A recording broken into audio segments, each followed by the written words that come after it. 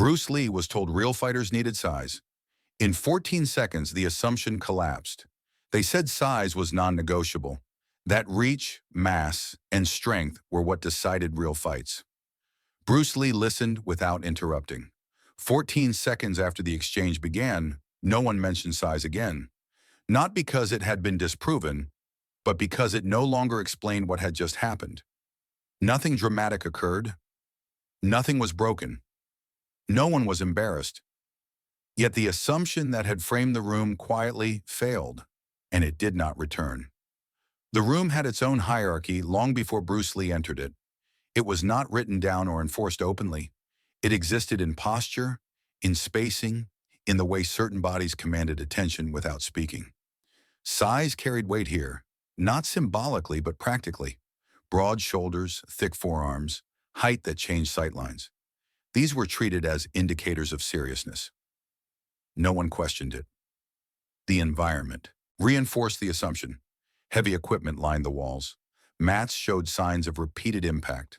Conversations referenced conditioning, endurance, and durability as if they were interchangeable with effectiveness. Experience was measured in years, but authority was measured in mass. Bruce Lee arrived quietly. There was no announcement, no adjustment to the room's rhythm. He did not bring equipment. He did not change clothing. He stepped into a space that already understood itself and took a position that did not seek to alter it. Compared to others present, he appeared smaller, not fragile, not unimposing, but clearly outside the physical standard that dominated the room. Those who noticed him registered the contrast instinctively. It did not provoke dismissal or challenge, only categorization. He was placed mentally where size placed him, technically interesting perhaps, but limited in real terms. No one said this aloud. It did not need to be said. The conversations continued, shaped by the same underlying belief that in situations without rules, mass prevailed, that reach and strength decided outcomes. That technique mattered, but only within the limits imposed by size. Bruce Lee listened. He did not interrupt when examples were given. He did not counter anecdotes with his own. He did not reposition himself to be seen or heard. His posture remained neutral, his attention steady. The room did not feel tense. It felt settled. That was what made it effective. The assumption was not defended because it was not threatened. It existed comfortably, reinforced by repetition rather than scrutiny. Bruce Lee understood this. He understood that challenging the belief verbally would only harden it. That explanation would invite debate, and debate would protect the hierarchy already in place. So he allowed the room to remain exactly as it was. At this stage, nothing required response. The framework needed to reveal itself fully before it could be tested. And Bruce Lee, by remaining quiet within it, allowed that framework to stand, complete, confident, and ready to be examined. 14 seconds had not yet begun, but the conditions that would make them decisive were already in place. The statement was not delivered as a challenge. It emerged naturally, woven into the ongoing discussion, as if it were a settled conclusion rather than an opinion. Someone spoke about real encounters, situations without rules, without structure, where preparation met unpredictability. The conversation moved easily toward physical attributes, toward what held up when conditions became uncertain. Size was mentioned almost casually. Not as an advantage to be debated, but as a requirement, a baseline, something that decided outcomes before technique had time to matter. The tone was not dismissive of skill, only realistic, or so it seemed to those speaking. No one argued. Several people nodded, some out of agreement, others out of familiarity. The idea had been reinforced too often, in too many similar rooms, to feel controversial. It was the kind of belief that survived because it was rarely examined closely. It explained enough to remain useful. Bruce Lee heard it clearly. He did not react outwardly. There was no visible change in posture, no shift in expression. He did not look toward the person who had spoken or scan the room for response. His attention remained steady, as though the statement required no immediate engagement. Others, however, noticed him. Not because he stood out, but because the contrast had sharpened. The room had just reaffirmed a belief that placed physical mass at the center of authority. And Bruce Lee's presence made that belief suddenly visible. He was smaller than most of the men around him, leaner, more compact.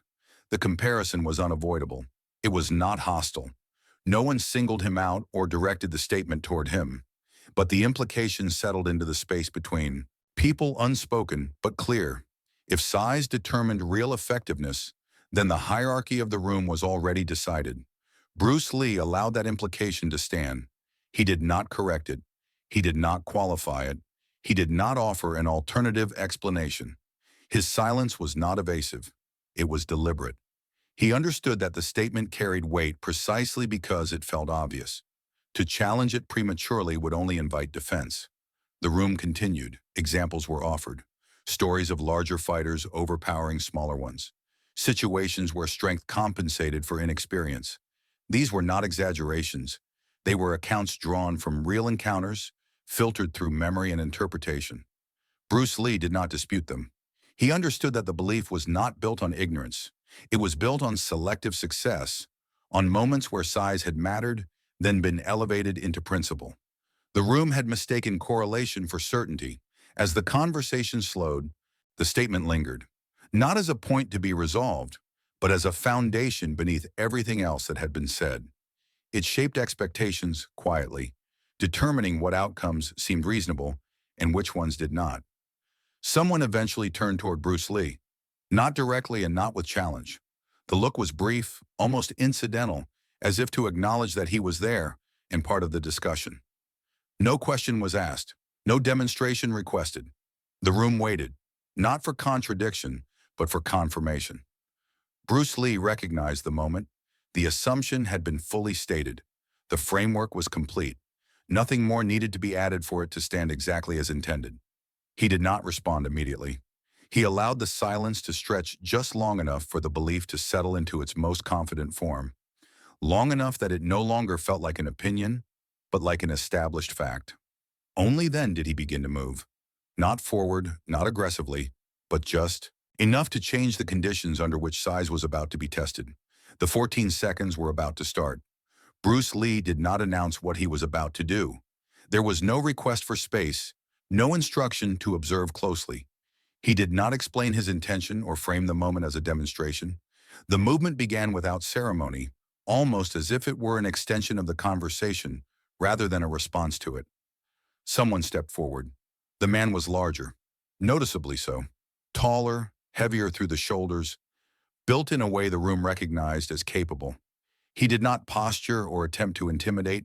He stood comfortably, confident in the same assumption the room had just reaffirmed. That mass, properly applied, settled uncertainty. Bruce Lee faced him at close range. There was no exaggerated stance, no visible preparation. His posture remained neutral, relaxed, almost informal. To an untrained eye, it was difficult to tell when the exchange actually began. The first second passed without contact. Distance shifted slightly, not dramatically, just enough to change alignment. Bruce Lee adjusted his position by inches, not steps. The movement was economical, difficult to register unless one was already paying attention. The second and third seconds unfolded quietly. The larger man initiated pressure, testing space rather than committing force. Bruce Lee did not retreat. He did not meet strength with strength. Instead, he changed angle, subtly enough that the pressure no longer traveled where it was intended. By the fourth second, balance became a question. Not visibly, not yet, but structurally. The larger man's weight was still present, still imposing, but no longer decisive. It was being carried forward without clear direction. Bruce Lee remained composed. His movements were small, precise, and contained. There was no strain in his shoulders, no tightening in his expression. He was not resisting mass. He was redirecting it, allowing it to continue while removing its usefulness. The 5th through 7th seconds passed quickly. A brief contact occurred, light, controlled, almost incidental. It was not a strike. It did not announce itself as technique. It was simply the point at which the larger man's structure stopped supporting his intention. The shift was immediate. Balance broke, not violently, but definitively. The larger man's forward pressure turned into recovery. His body reacted before his mind did. stepping where it had not intended to step, searching for stability that had already moved. Bruce Lee did not pursue. He did not add force to complete the moment. He did not follow the imbalance to emphasize it. He allowed it to resolve on its own, ending the exchange as soon as its outcome was no longer in question. By the 10th second, the encounter was effectively over. The remaining seconds were spent in stillness. Bruce Lee returned to neutral posture, his breathing unchanged. The larger man regained his footing, surprised more than shaken, reassessing what had just occurred. No one spoke. The room had expected size to assert itself, to dominate through presence, through strength, through inevitability. What they had seen did not contradict size directly. It bypassed it. Mass had been present. It simply hadn't mattered. The 14 seconds did not feel dramatic. They felt clarifying. What collapsed in that moment was not the larger man's capability, but the assumption that capability flowed automatically from size. The room realized, quietly and without argument, that mass alone had no authority unless it could be applied. An application depended on conditions no one had been discussing. Bruce Lee did not acknowledge the outcome. He did not look to the room for reaction. He did not frame the moment as proof. He simply remained where he was, as though nothing of consequence had occurred. But the room understood otherwise. The exposure was complete, and the assumption once so certain no longer stood on its own. The silence that followed did not ask for explanation. No one stepped in to reinterpret what had just occurred. There was no attempt to categorize the movement or assign it a name. The room did not rush to translate the moment into familiar language, because familiar language no longer applied cleanly. People looked first at the larger man. He stood upright, uninjured, steady on his feet. Nothing about his condition suggested defeat, and yet something essential had shifted. The confidence that came from size, so reliable moments earlier, had been interrupted without being challenged directly. Then they looked at Bruce Lee. He had already disengaged. His posture was relaxed, his attention no longer fixed on the exchange. He did not hold the moment. He let it go, as though it had served its purpose and required no further emphasis. That was what unsettled the room.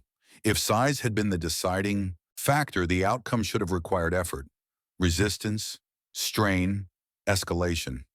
Instead, the exchange had ended precisely because none of that had been necessary. Mass had been present, undeniable, and yet it had not determined anything on its own.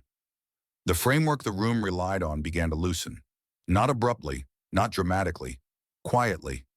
People replayed the moment in their minds, searching for the instant where size should have asserted itself. They found none. The larger man had not been outpowered. He had not been outpaced. He had simply been placed in conditions where mass could not organize itself effectively. That distinction mattered. It suggested that size was not irrelevant, but conditional. Useful only when supported by timing, balance, and awareness. Without those, it became excess rather than advantage. No one said this aloud. They did not need to. The realization spread without language, altering how people understood what they had just witnessed. It was not a refutation of strength, but a recalibration of its role. Size, they began to see, was not authority in itself. It was a variable, one that could be neutralized without confrontation. Bruce Lee did not reinforce the point. He did not explain what he had done or why it worked. He did not correct misconceptions or invite questions. By withholding explanation, he prevented the room from turning the moment into technique or system. Had he spoken, the room might have recovered its footing quickly, assigning labels, isolating mechanics, restoring certainty through analysis. His silence denied them that option. Instead, the room adjusted internally. Conversations that resumed did so cautiously. Statements were framed more tentatively. Claims about size were softened, qualified, reconsidered. No one defended the earlier assumption outright, but no one apologized for it either. It simply lost its position. Bruce Lee remained present, but no longer central. The authority that had shifted did not settle on him personally. It moved away from the belief that mass decided outcomes by default, that redistribution was subtle but enduring. What the room now understood, without anyone having to articulate it, was that real effectiveness could not be inferred from appearance alone. That power, when isolated from context, became unreliable, and that the most decisive moments often ended before they could be framed as contests. The exchange had lasted 14 seconds. Its effect extended far beyond them, and with that understanding settling quietly into place, the room recognized that size had not been defeated. It had simply been reduced to what it truly was, one factor among many. No one moved to reclaim the moment. There was no applause, no nervous laughter to release the tension. The room did not rush to reinterpret what had happened or soften its impact with explanation. Instead, it settled into a different rhythm, slower, more careful, as if everyone were recalibrating at once. The earlier confidence had not vanished, it had thinned. People resumed small movements, adjusting their stance, shifting weight, folding arms, but the ease with which they had spoken before was gone. The certainty that had framed the discussion now felt provisional, as though it required permission before being voiced. Someone began to speak, then stopped. Another offered a comment about conditioning, but left it unfinished. The words sounded familiar, yet inadequate, as if they no longer pointed where they once had. What had changed was not the knowledge in the room, but the trust placed in it. Bruce Lee did not fill the space. He did not acknowledge the silence or attempt to guide the conversation back on course. He remained attentive but unassertive, allowing the room to find its own footing. His restraint prevented the moment from becoming instructional. There would be no lesson outlined, no conclusion drawn. That absence was decisive. Had Bruce Lee spoken now, the room might have recovered its former structure, assigning meaning, restoring hierarchy, placing the incident neatly into a category. But without his reinforcement, the certainty that once supported those structures could not reassemble itself. The larger man remained where he was. He did not retreat, and he did not advance. He did not justify himself or seek explanation. His posture suggested recognition rather than embarrassment. Whatever had occurred, it had altered how he understood the exchange, and perhaps how he understood himself within it. Others noticed, not with judgment, but with awareness. The room's attention was no longer fixed on size as a marker of authority. It had shifted toward conditions, timing, positioning, perception, elements that could not be seen as easily and therefore could not be claimed as readily. Conversation resumed eventually, but it did not return to where it had begun. Statements were offered more cautiously, framed as observations rather than conclusions.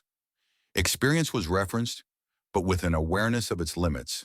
The language of inevitability, what must happen, what always works, had disappeared. Bruce Lee remained part of the room, but not its center. The authority that had moved was not attached to him personally. It had detached from the assumption that size guaranteed outcome. That detachment was subtle, but unmistakable. What had been lost was not belief in strength, it was belief in simplicity. The room now understood, without anyone needing to say it, that effectiveness could not be inferred at a glance. That power without context was unreliable, and that the most decisive exchanges might never look decisive at all. The loss of certainty did not feel like defeat. It felt like exposure. Exposure to complexity, to variables that resisted easy explanation, to the realization that control did not announce itself, and that dominance, when real, often ended situations. Quietly, Bruce Lee did not linger on the moment. He did not revisit it or seek acknowledgement. He allowed the room to absorb what it would in its own time. His role in the shift was complete. The certainty that had once filled the space did not collapse dramatically. It simply failed to return. And in that absence, the room found itself thinking differently, less assured, more attentive, and far more aware of what it did not yet understand. The incident did not become a story immediately. No one recorded it. There was no effort to preserve the details or agree on a version worth repeating. When the room eventually dispersed, it did so quietly, as though nothing conclusive had taken place. The exchange was absorbed into the day, unmarked and unfinished. But it did not fade. In the days that followed, those who had been present found themselves returning to the moment without intending to, not replaying it as spectacle, but revisiting it as reference. During training, when assumptions about strength surfaced unexamined, during discussions when size was mentioned as though it explained more than it did, the 14 seconds returned, not as an image, but as a sensation. the feeling of certainty slipping without resistance, of a belief losing its authority not through argument, but through exposure. People struggled to articulate what had changed. Some described it as timing, others as balance. A few spoke about leverage, but none of those explanations felt sufficient on their own. They captured pieces of what had occurred without containing it fully. Bruce Lee never clarified. He did not follow up with explanation or instruction. He did not reference the moment later as evidence of insight. To him, it had been situational, appropriate to the conditions, complete in itself. There was nothing to reinforce and nothing to correct. That restraint allowed the moment to endure. Because it was never framed as a lesson, it was never reduced to one. Because it was never repeated, it was never simplified. The absence of emphasis prevented it from becoming doctrine. Over time, its influence surfaced indirectly. People became slower to rely on appearance as proof. They paid closer attention to spacing, to balance, to the small adjustments that preceded outcome. Size was no longer dismissed, but it was no longer trusted to decide anything on its own. The room where it happened changed little on the surface. Equipment remained, training continued, conversations resumed, yet the certainty that once accompanied claims about mass did not return. It had been replaced by a quieter awareness, one that allowed for complexity without trying to resolve it immediately. Years later, when the incident was mentioned, often indirectly, it was not described as a victory or a defeat. It was recalled as a moment when something stopped working, an assumption, a shortcut, a belief that had been carrying too much weight. Bruce Lee's role in that memory was understated. He was remembered not for what he did, but for what he did not do. He did not overpower. He did not explain. He did not insist on being understood. He allowed the moment to stand on its own, and because of that, it continued to do its work long after the 14 seconds had passed. The exchange became a reference point, not for technique, but for understanding.